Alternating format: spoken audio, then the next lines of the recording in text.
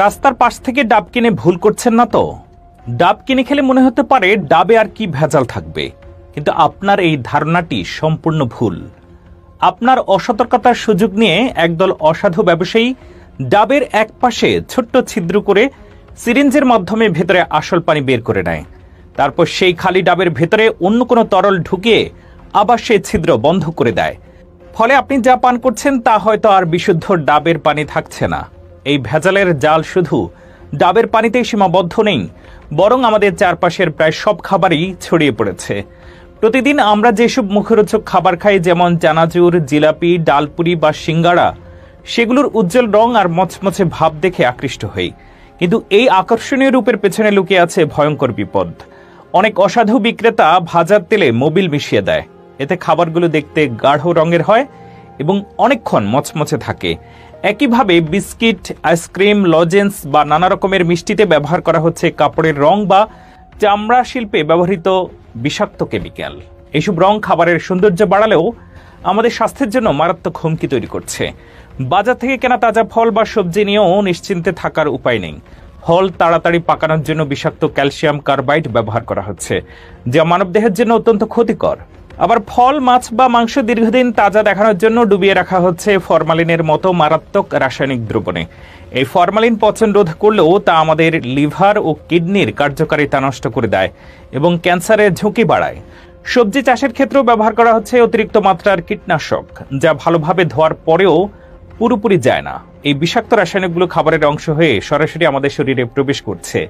আমাদের রান্নাঘরের নিত্য প্রয়োজনীয় জিনিস যেমন মশলা, তেল, আটা, ময়দা, সেগুলো ভেজালের হাত থেকে মুক্ত নয়। মরিচের গুঁড়োই মেশানো হচ্ছে ইটের গুঁড়ো, হলুদের গুঁড়ায় মোটরের ডাল বা বিষাক্ত রং, আর ধনিয়ার গুঁড়ায় কাঠের গুঁড়ো বা পচা ধনিয়া। ধবধবে সাদা ও মচমচে মুড়ি তৈরির জন্য ব্যবহার করা হচ্ছে ইউরিয়া ও হাইড্রোজেনের মতো রাসায়নিক।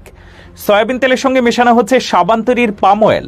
এমনকি সরিষার তেল, নারকেল তেল, লবণ, চিনি, চা পাতা, কোনো কিছুই এই ভেজালের তালিকা থেকে বাদ যাচ্ছে না। খাবারে ভেজাল মেশানোর এই প্রবণতা কিন্তু আমাদের সংস্কৃতিতে সবসময় ছিল না। বলা হয় ব্রিটিশ শাসনামল থেকে মুনাফা ভিত্তিক ব্যবসার প্রসারের সাথে সাথে এই সমস্যা শুরু হয়।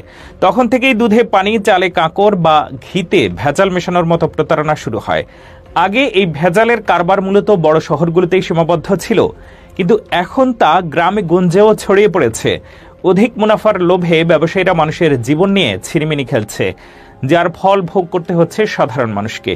এই সমস্যার ভয়াবহতা ফুটে ওঠে বিভিন্ন সরকারি সংস্থার রিপোর্টে।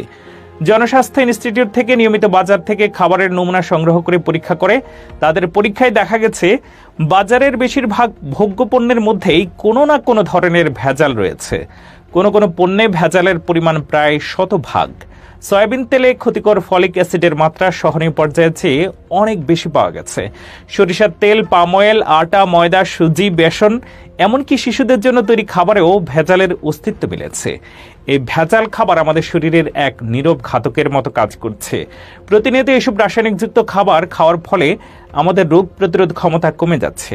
এর ফলে সাময়িকভাবে পেটের পীড়া, বদহজম বা ডায়রিয়ার মতো সমস্যা দেখা দিলেও দীর্ঘমেয়াদে এর প্রভাব আরও মারাত্মক। কিডনি বিকল হওয়া, লিভারের কার্যক্ষমতা নষ্ট হওয়া, স্নায়ুতন্ত্রের সমস্যা এবং ক্যান্সারের মতো ব্যাধির অন্যতম প্রধান কারণ হয়ে দাঁড়িয়েছে এই ভেজাল খাবার।